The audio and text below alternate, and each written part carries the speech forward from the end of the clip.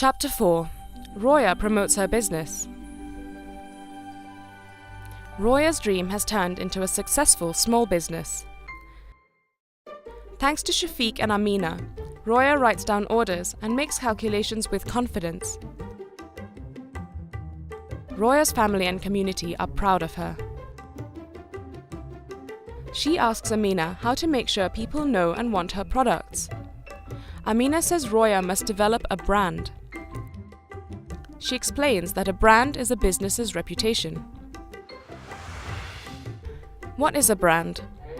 A brand is a business's reputation, or what customers expect from a business, product, or service. It is made up of two things: brand promise, a business's promise to its customers; brand identity, a name, image, or label that represents the business's promise to customers. What do you think of clothing made in Turkey or China? Amina asked Roya. Clothing made in Turkey is better quality and more expensive than clothing made in China. If I want high quality, I look for the Istanbul fashion label on the dress, says Roya. When I hear the name or see the label, I know what I am buying. To define Roya's brand promise, her promise to her customers, Amina says they must follow two steps. Step 1. Identify what is important to your customers. Amina helps Roya define what customers and shopkeepers care about when buying products like hers.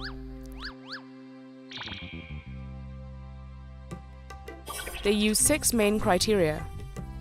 1. Style, fashionable clothing. 2. Design, traditional designs. 3. Quality, high quality.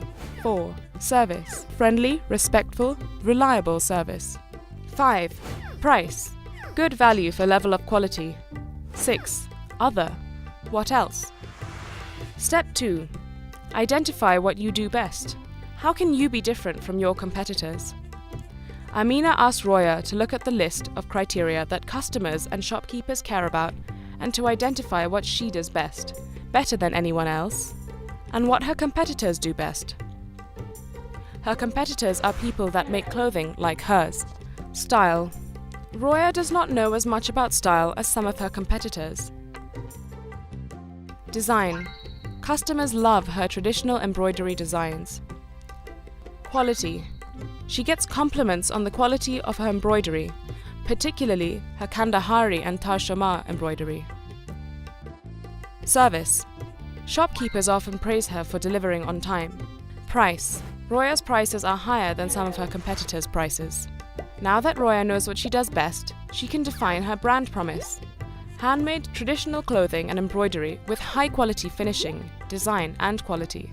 Highest quality Kandahari and Tarshama hand embroidery, design and quality, kind, respectful and reliable service. 4. Your brand identity.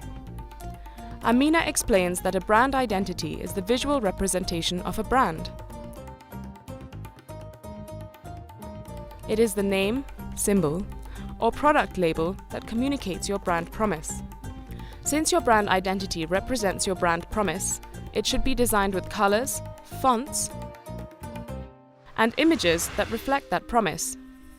Roya builds on her existing reputation of high quality and good service by naming her business Roya's Embroidery. She decides that her logo should be an embroidered R because her specialty is embroidery.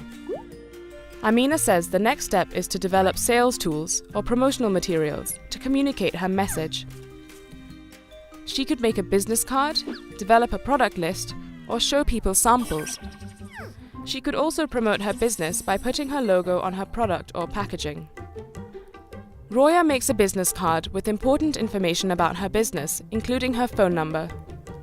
She attaches the card to the cellophane packaging she uses and gives it to shopkeepers to encourage people to order from her. She also embroiders her logo on the inside of the clothing she makes for personal customers. Roya puts some of her best embroidery samples in a small bag. She carries the bag with her at all times in case she meets customers or shopkeepers interested in her work. She makes sure that all her sales tools reflect her brand. Promoting your business. 1. Define the message you want to communicate. Name, brand promise, contact information. 2. Develop sales tools to communicate that message. Business cards, samples, product lists, packaging. 3. Distribute sales tools to customers and shopkeepers.